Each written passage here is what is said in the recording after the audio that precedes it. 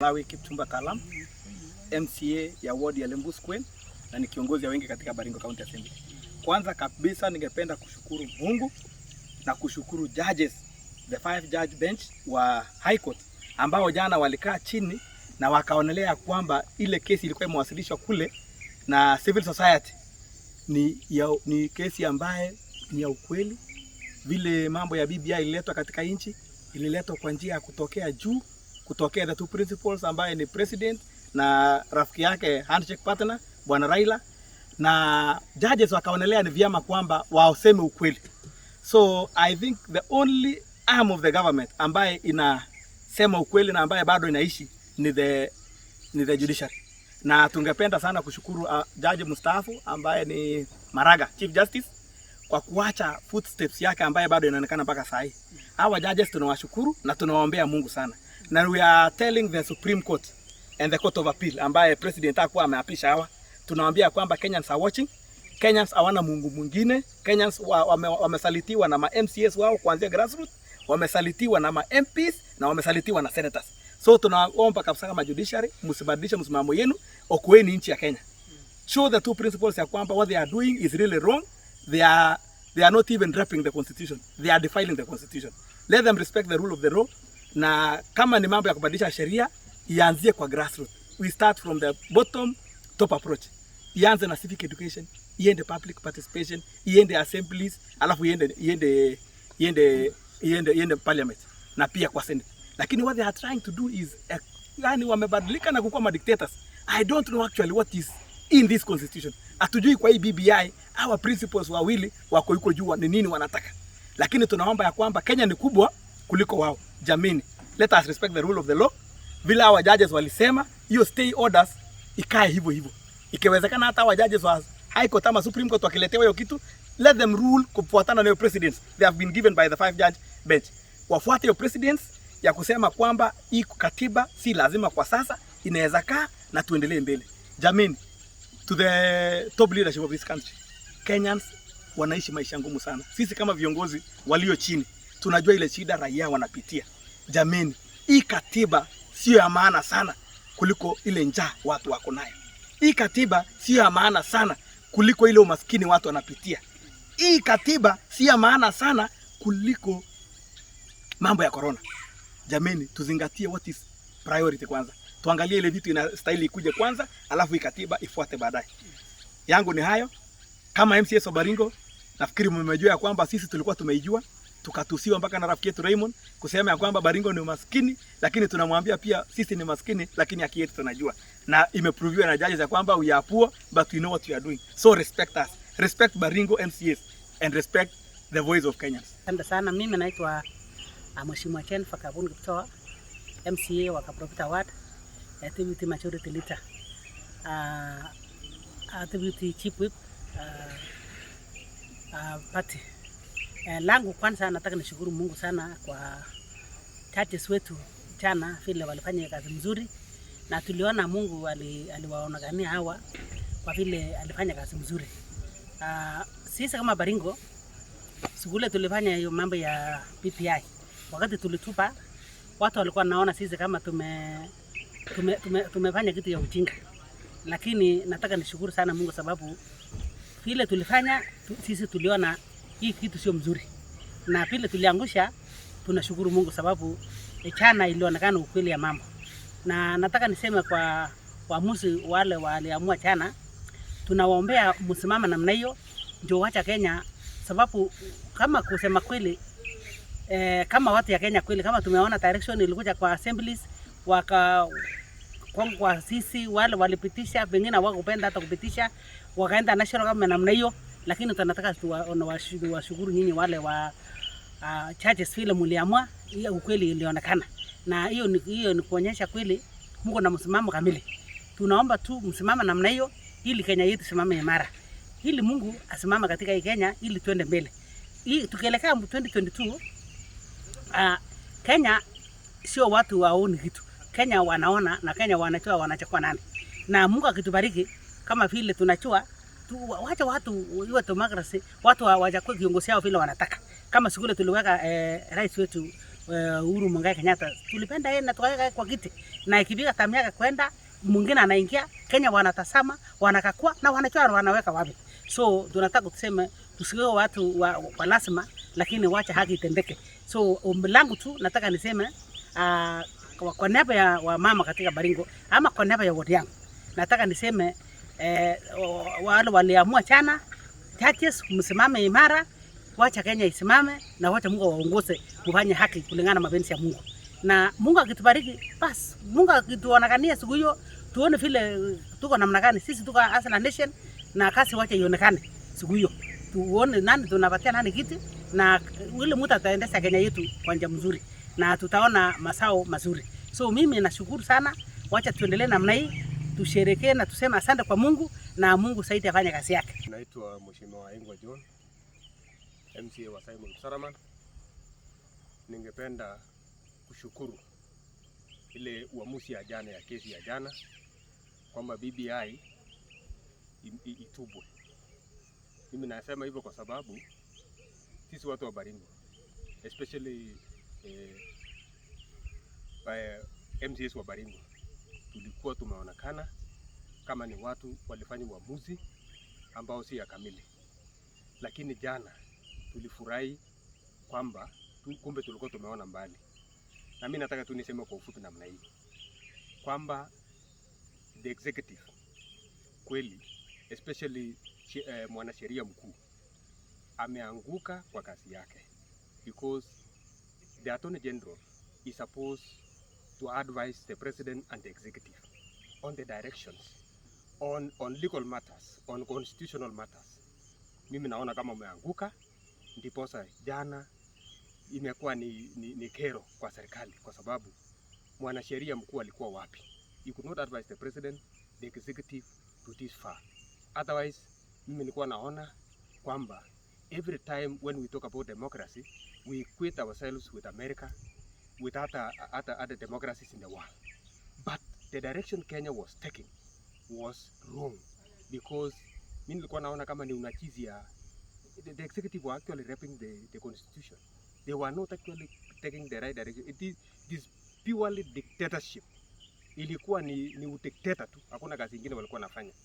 So mpaka saa hizi mimi nimefurahi kama mwana Kenya, na I just want to appeal to the executive. Please come back to your senses. Even if you want to force certain people to this government to be re-elected or to remove others, please be sensible enough. Kenyans are watching. We are seeing the direction which we are taking.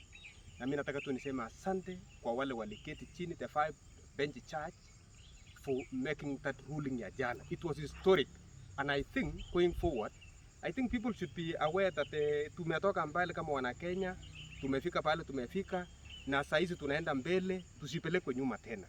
Let us be democratic and actually let us create that space for democracy. Otherwise, mimi nataka nishukuru, and I want to appeal to Kenyans. Let us stand firm. Let us uphold the rule of law. Let us uphold our constitution. Ndio iende mbele. Guys, thank you. My name is Richard Koech. I'm the clerk of Baringo County Assembly. Behind me are members of the County Assembly led by the Majority Leader, Honorable Lawi Kipchumba, and the rest of the members. We are here to make a statement and really to celebrate the historic and the very bold ruling of the High Court, the 5-judge bench led by Justice Gugi and the entire team, that was delivered yesterday pertaining to the BBI and the Constitutional Amendment Bill 2020. We want to hail and we want to really celebrate these bold judges who came out to defend our constitution. In fact, Baringo County Assembly had foreseen and had been had taken the earlier step to reject this document because of the manner in which it was brought to Kenyans, and more so the motive that was read. And the ruling is so specific and very bold. In fact, when you look at every prayer that was granted by the 5-judge bench, it is evident that the president and his handshake partner, Right Honorable Raila Odinga, were really abusing their powers and office to assault the current constitution. The judges established that this was not a popular initiative, and it can never be, because a popular initiative starts with the ordinary citizens of this country. The court also established that the IEBC is not properly constituted at the moment, and they cannot purport to make a serious decision pertaining the amendment of the Constitution of Kenya in their current status. We want to really appreciate that we still have an independent judiciary, and I think we want to appreciate the work of Justice Murang'a in the judiciary. He started this process even by rejecting and nullifying a presidential election in 2017. This is another bold move and step by the judiciary. And we have come to discover that even at such a time like this, when everybody else is talking of the deep state and is talking about machinery of government, there are still Kenyans who are obedient and who still respect the Constitution. We want to appreciate them, and there is now a permanent injunction against the IEBC from conducting a referendum. This should be very clear to the promoters of the bill, that this process cannot go forward. And our honest opinion has been, this thing is not a priority to Kenyans at the moment. We are grappling with serious issues in this country, serious of issues of coronavirus, issues about economic recess, and things that are really making us so frustrated as Kenyans. The election is less than 12 months to go, or thereabout. What is the urgency and what is the priority in amending the Constitution at a time like this? Our advice to the promoters of the bill: shelve this thing in totality. It is not necessary. We do not want to push an agenda when there are priority issues. We want to focus on the next election. I think Kenyans are ready to elect new leaders, including the president, because our president, we love him so much. He's done a lot, but it is time to retire. It's constitutional. There is nothing that he can do beyond 2022. His term is ended. The best thing he can do is to only allow a transition that Kenyans want. And this particular transition that we are looking for is a transition that is peaceful, is a transition that Kenyans will elect a leader of their choice. We do not want to be taken through a merry-go-round. And a president who is leaving office should not be so obsessed with deciding who to take over. The best he can do is to allow Kenyans to make their decision. And we are sure Kenyans know who is the best leader for this country. Going forward, we have seen the position of His Excellency, the Deputy President, as far as the people of Kenya is concerned. He is concerned about the hustlers, the ordinary wananchi, people who are suffering at this particular time in history. But these are the guys who want to create, to perpetuate a legacy and really a dynasty that is no longer necessary. It's not possible in Kenya. So in conclusion, I want to take this opportunity to most sincerely Also appreciate and congratulate Baringo County Assembly, its leadership, the Honorable Speaker, and all the members who stood firm from the word go. We were ridiculed in this country that we lacked or we missed direction, but we are being vindicated from this particular judgment that BBI is not about Kenyans. BBI is about a club of individuals who want to run this country in a different direction. So going forward, we want this ruling to be respected. I think it is a waste of public funds even to appeal this particular decision. What are you appealing? It is established that 70 constituencies which were introduced in the amendment bill is unconstitutional. It is not the mandate of a promoters of a bill to bring in proposal of constituencies. How will you change that fact? Would advise the president and the promoters, let this thing die a natural death. There is no need to appeal. The courts have made a verdict very clear. You are going to waste public funds if you go into this process of appeal and so on. And if that appeal is made, we want also to ask the judiciary that you demonstrate your independence once and for all.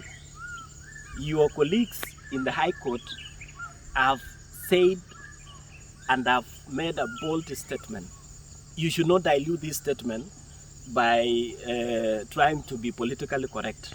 The judiciary will finally be our savior in this country if they continue in this trajectory. We want to appreciate them, and we as Kenyans should remain peaceful. Let us focus on next year. Elections are coming. All leaders are prepared to face election. There are those who will be re-elected, and everybody wants to turn a new chapter in this country. We should not be taken back. Thank you very much.